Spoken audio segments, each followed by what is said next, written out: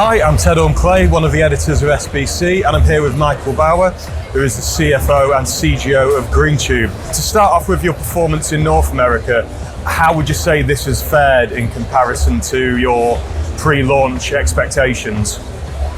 I have to say we had the expectation to be there much faster. So that's the first big learning for us is securing licenses in the US takes time.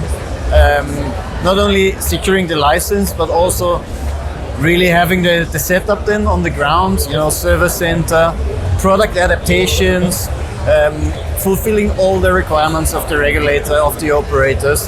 That takes more time than we've anticipated. That is one aspect. On the other side, I think we had less expectations when it comes to performance of our content. So we are really happy about that.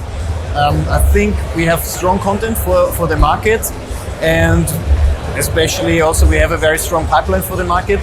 So all in all, I think, it was a big learning for us, but a very good market. And we are still not in Pennsylvania, so Pennsylvania will add in addition to what we already have there. You've mentioned a lot of different key performance indicators here. How does Greentube kind of judge its success? What metrics do you use to judge performance? Yeah, so first of all, of course, time to market. That's really important for us. How fast are we in one of the states? I think that went really well in New Jersey and Michigan, not so well in Pennsylvania, as we can see.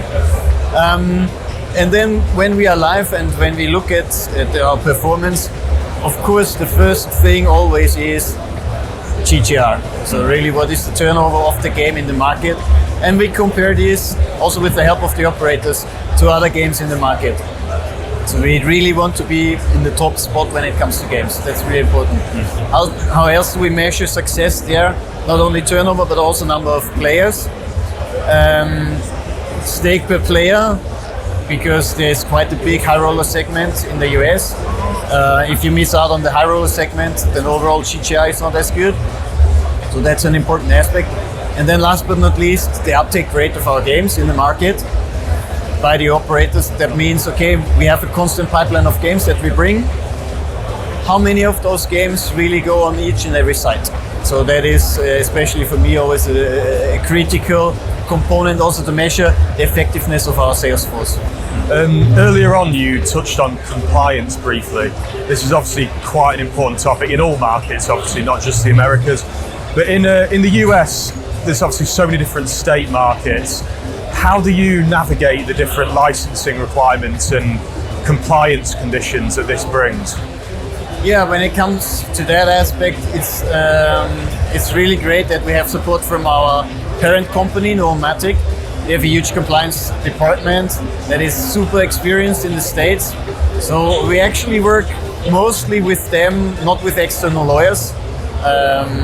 And we make sure that we understand the product requirements well enough before we enter the market. If it's necessary, we adapt the products, the games to the market requirements.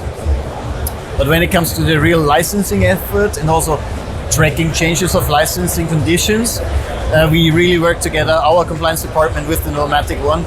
And I think that's a perfect setup, to be honest. We have a lot of experience on that front now. You mentioned earlier, obviously, about the different operators you work with. Obviously, it goes without saying that this is really the cornerstone of your success there, the different companies you work with.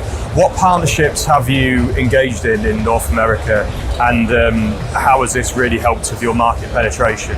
It's a really interesting aspect, forming longer-term partnerships, especially with the big operators in the US. So what we try to do is first understand what is the player base of the operator. It differs a bit from operator to operator. Some are more high roller focused, some are not. Also some are more casino first, some are sportsbook first, so it makes a difference in the player base. That's step number one, to understand what players do they have. Then secondly, when we look at our portfolio of games and also what we have in the pipeline, we select in the right titles for the player base that they have. And then what we try to do is to have marketing campaigns together to formulate marketing campaigns to make sure that the campaign hits the nerve of their player base. And then last but not least, what we are also doing is to create bespoke games together with the operators.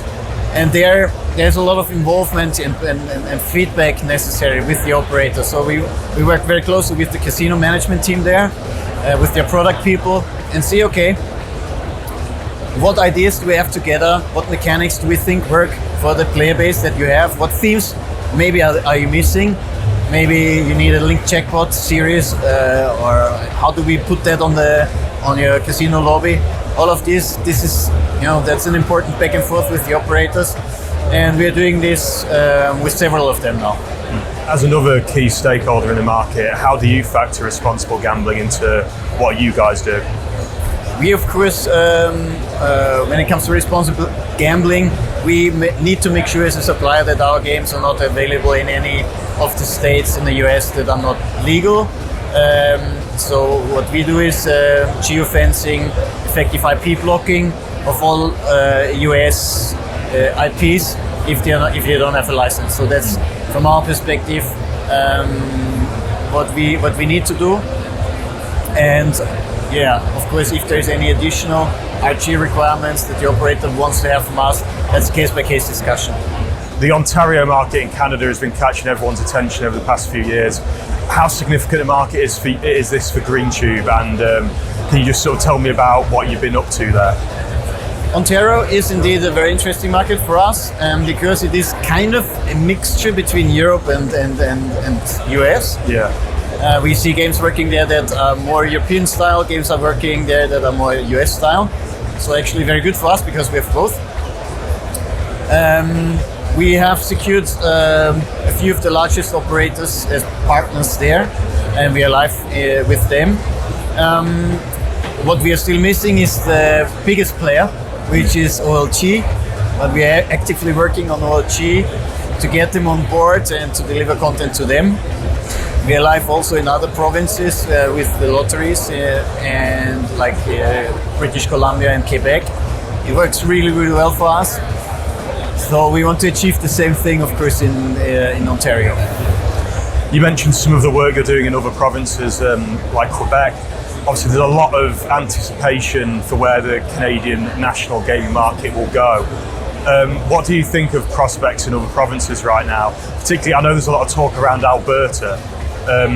Does Greentube have any? What other interest does Greentube have in these provinces, and where do you think we could see these going? Canada in general works very well for us. So whatever new province comes, we want to get a license. Alberta, that you mentioned, is on the top of our list. We don't know yet. When will the detailed regulation requirements? When will that be available? Will it be April or May, or later? We don't know yet. In any case, we want to get a license there. When it comes to British Columbia, Quebec, I don't really think that they would go for a wider licensing. At least I haven't heard about that yet. I think they will more stick with the lottery concept that they have, because the lotteries have big online casinos there. As we are live there already and have a good partnership, we are satisfied with the status quo. If they license the wider market, of course, we would also apply for a license there. Thanks so much for talking about your activities in the Americas in general. It's been really interesting. Thanks for having me. Thank you.